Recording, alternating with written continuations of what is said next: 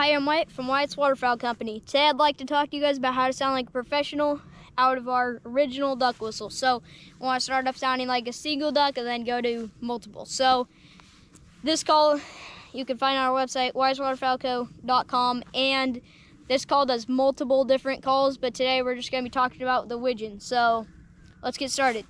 So first off, you need one of our calls because the other calls, two-hole calls, all the other calls, just they'll give out. This call is designed for going louder. That's why we made this call.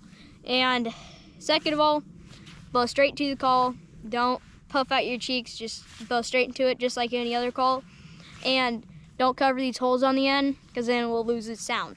So first off, original, or just start off with a single widgeon. So high, low, low, high, low, low.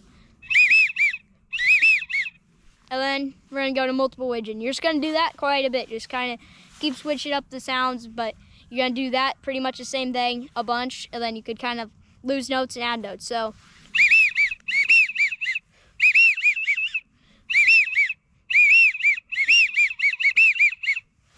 and yeah, that is our original whistle, and you can sound like professional out of it pretty much. And like I said, you can find them on our website, and I hope this helps you guys bag more ducks this season. So thanks for watching. Bye.